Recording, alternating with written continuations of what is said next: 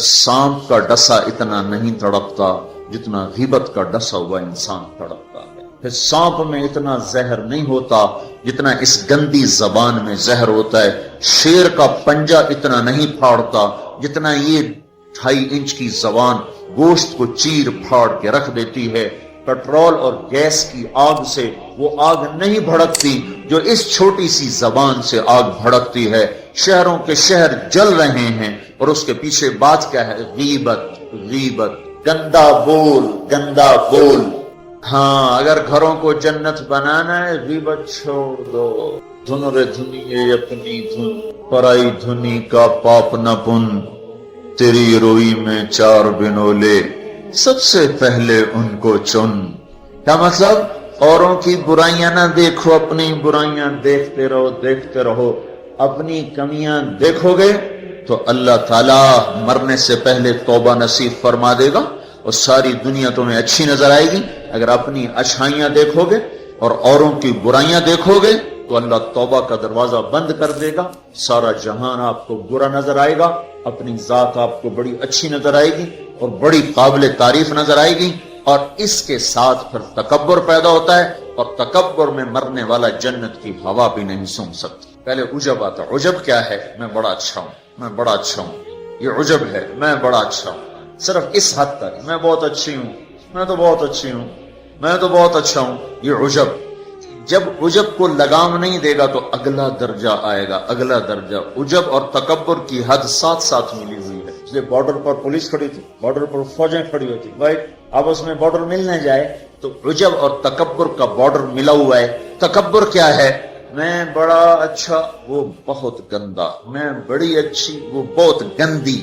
اپنی اچھائی کے ساتھ جب اگلے کی نفرت پیدا ہو جائے، اگلے کی حقارت پیدا ہو جائے، اس کا چھوٹا ہونا دل میں اتر جائے تو پھر یہ تکبر ہے. تکبر. اور تکبر عزازیل را خار کرد. شیطان نے شرک تو نہیں کیا تھا، تکبر کیا تھا. اگر میں سجدہ نہیں کرتا، اتنی بات تو اس کی ٹھیک ہے کہ مخلوق کو سجدہ نہیں ہوتا، لیکن کیوں نہیں کرتا تھا؟ انا خیر منہ. دو باتیں. اللہ نے زمین آسمان سے کہا میری مانو، ان کا یا اللہ ہم نہیں مانتے. اللہ نے شیطان سے کہا میری مانو، ان کا یا اللہ میں نہیں مانتا. تو زمین آسمان کو کچھ نہیں کہا، شیطان کو مردود کیا. کیوں؟ دونوں نے. انا اردنا الامانۃ علی السماوات والارض والجبال. ہم نے آسمان، زمین، گلگت کے پہاڑوں کو کہا میری امانت اٹھاؤ. فابین ان یحملن منها. اور کہنے نہیں اللہ ہم نہیں اٹھاتے، ہم نہیں اٹھاتے، ہم نہیں اٹھاتے. ان کو تو کچھ نہیں کہا. اللہ نے کہا وَإِذْ قُلْنَا لِلْمَلَائِكَةِ اسْجُدُوا لِآدَمَ فَسَجَدُوا إِلَّا إِبْلِيسَ. اللہ نے کہا سجدہ کرو.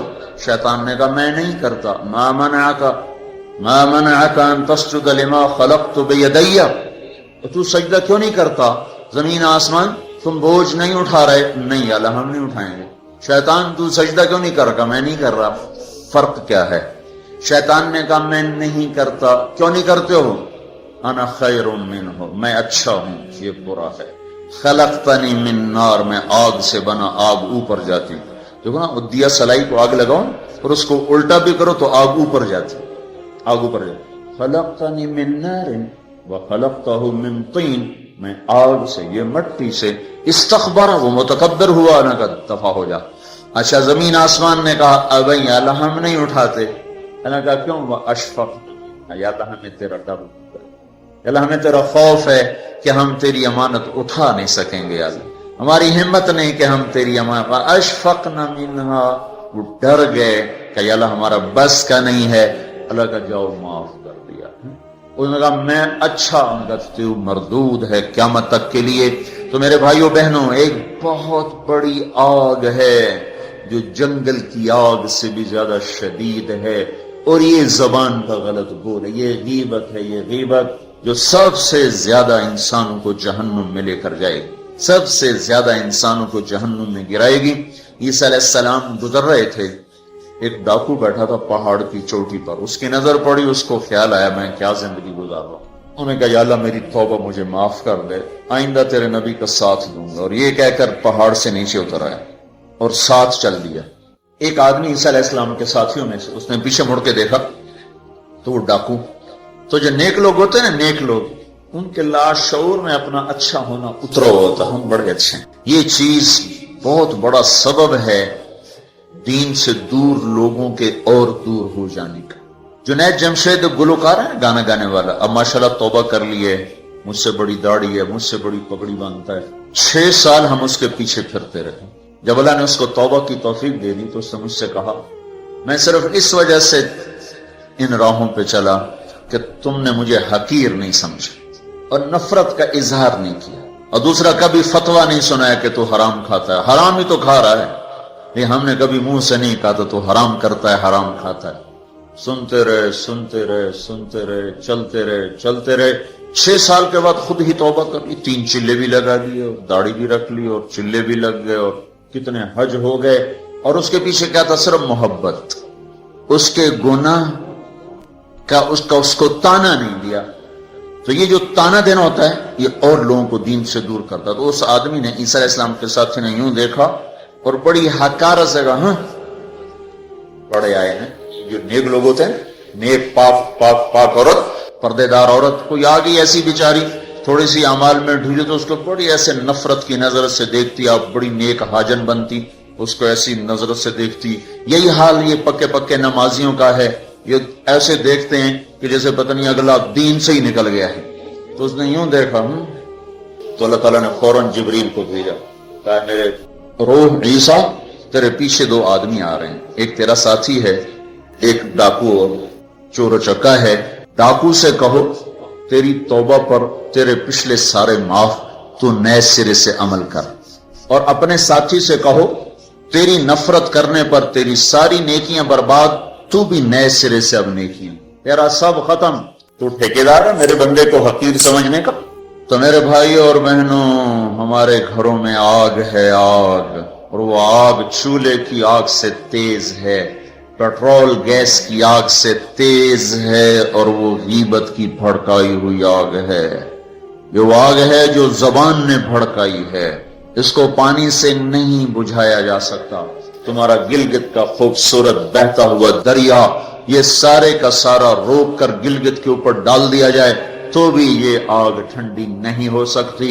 اس آگ کو ٹھنڈا کرنے کا اللہ تعالیٰ ہی نے کہا ہے طریقہ، جو بتایا کہ لا یغتب بعضکم بعضا، بند کر لو زبانیں، غیبت مت کرو.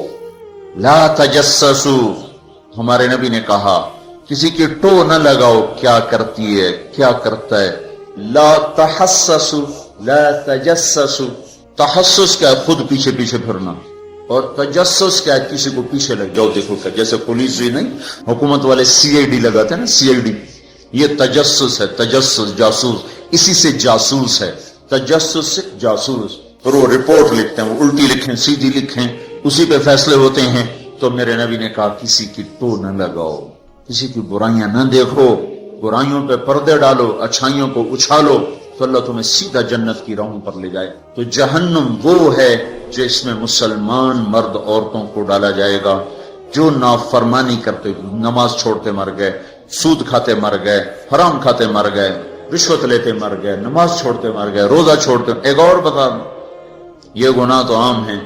بہنوں کو حق نہیں دیا اور اس کے ساتھ مر گئے. بہنوں کا حق ہے نا باپ کی جائیداد میں، ماں کی جائیداد میں. اگر باپ نے 3 روپے چھوڑے ہیں، ایک بھائی 2 بہنیں ہیں، 2 روپے ایک بھائی کو ملے اور آدھا ان کو ملے گا، تو کیا ہوا بھائی؟ ادھر کیا ہوتا ہے؟ سارا حق بھائی دبا کے بیٹھ جاتا. سارا حق بھائی نے دبایا، اور بھائی کیا ہوا؟ کہا جی ہمارا رواج کوئی نہیں. اچھا، قرآن تو کہتا ہے للذکر مثل حظ الانثیین، 2 بیٹیوں کے برابر ایک بیٹے کا حصہ ہے. 1 روپیہ بیٹی کو ملا، 2 روپے بیٹے کو ملے، 8 آنے بیٹی کو ملے، 1 روپیہ بیٹے کو ملے گا. پر اللہ تبارک و تعالیٰ نے عورت کا حق پہلے بتایا، مرد کا حق بعد میں بتایا. للذکر مثل حظ الانثیین، للذکر مثل حظ الانثیین. اور یہاں ساری گلگت کی وادی بہنوں کا حق کھا جاتی ہے، اور کوئی کہتا بھی نہیں کہ حرام ہو گیا. تو رشوت کھائے تو کہتے رشوت کھاتا ہے، کوئی سود کھائے کہتے بڑا مجرم ہے سود کھاتا ہے، کوئی ڈاکہ ڈالے تو کہتے بڑا ظالم ہے ڈاکے مارتا ہے. سارے گلگت والوں نے بہنوں کے حق پہ ڈاکہ مارا، نہ کوئی مقدمہ ہوا، نہ کوئی فریاد ہوئی، نہ کسی نے ہائے کی. اور کسی بہن نے کچھ مانگ بھی لیا تو الٹا اسے پہ چڑھائی ہو گئی. بہنوں کا حق کھاتا ہوا مر گیا، جنت کی ہوا بھی نہیں لگی. ماں کا حق کھا لیا، خامد مر گیا، اللہ نے ماں کا حق رکھا ہے. اولاد ہے تو 8واں حصہ ماں کا ہے، اولاد کوئی نہیں 4تھا حصہ ماں کا ہے. باپ مر جاتا ہے، مائیں بیچاری فقیر بن کے بچوں سے خیرات مانگتی ہیں، حالانکہ اللہ نے خامد کے حق میں سے 1/8 ماں کا حق رکھا تھا، کوئی نہیں دیتا. ماؤں کا حق ہڑپ، بہنوں کا حق ہڑپ، اور پھر اس کے ساتھ یہ احساس بھی نہیں ہے کہ میں مجرم ہوں، میں نے ظلم کیا ہے، یہ احساس ختم ہو گیا ہے. تو بھائیوں میرے بہنوں، اللہ نے جہنم کو بنایا ہے نافرمان مسلمان مرد عورت کے لیے. اگر توبہ نہ کی تو اس میں جانا ضرور ہے. جو ہے نا آخری آدمی ہے جو نکالا جائے، جب وہ نکالا جائے گا تو اللہ تعالیٰ کہیں گے اس کو نکالو، ایک آدمی دوزخ میں اس کو نکالو. تو وہ جبریل آ کر کہیں گے بھی اس کو نکالو.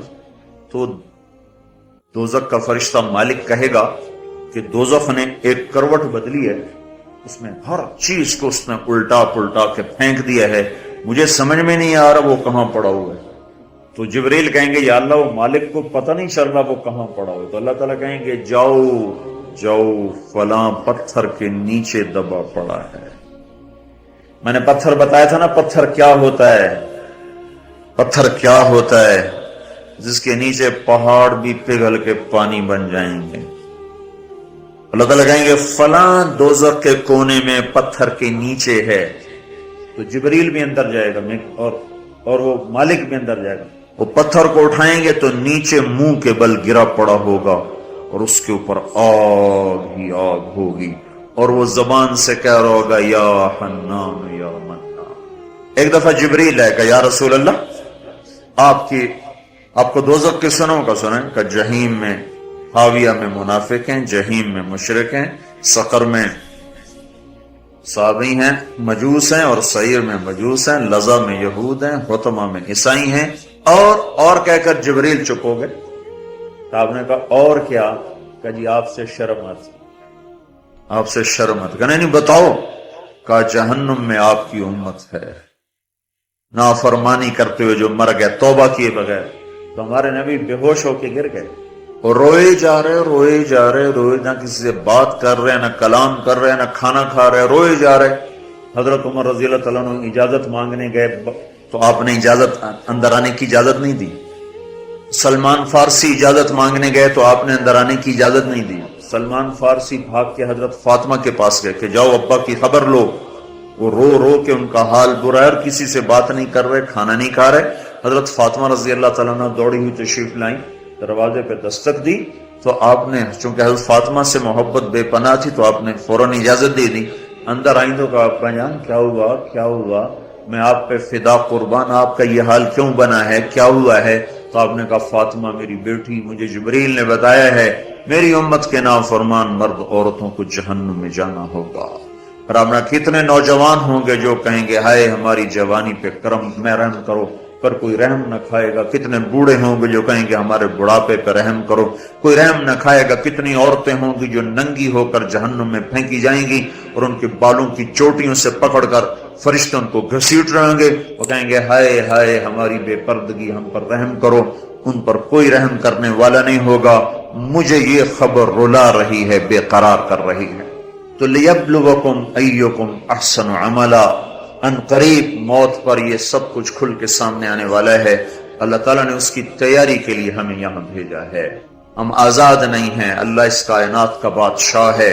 زندگی موت کا نظام بنایا اور عزت اور ذلت کا نظام بنایا، جنت اور جہنم کا نظام بنایا، عرش فرش زمین آسمان چاند تاروں کا نظام بنایا، اور دنیا اور آخرت کی ساری عزتوں تک پہنچانے کے لیے حضرت محمد صلی اللہ تعالی علیہ وسلم کو رہبر بنا کر، ہادی بنا کر، قیامت تک کے آنے والے انسانوں کے لیے رہبری کا طریقہ دے کر آپ نے مدینے مکے کی پہاڑیوں سے آپ کو چاند بنا کے، سورج بنا کے آپ کو طلوع فرمایا. اور پھر قیامت تک کے لیے سورج چمکتا رہے گا، یہ چاند چمکتا رہے گا، نہ یہ گھٹتا ہے اور نہ اس پر کوئی گہن لگتا ہے، نہ اس پر کوئی داغ آتا ہے، نہ اس میں کوئی آگ ہے. آپ ساری دنیا کے مردوں عورتوں کے لیے عزت کا راستہ لے کر آئے، بلندی کا راستہ لے کر آئے، کامیابی کا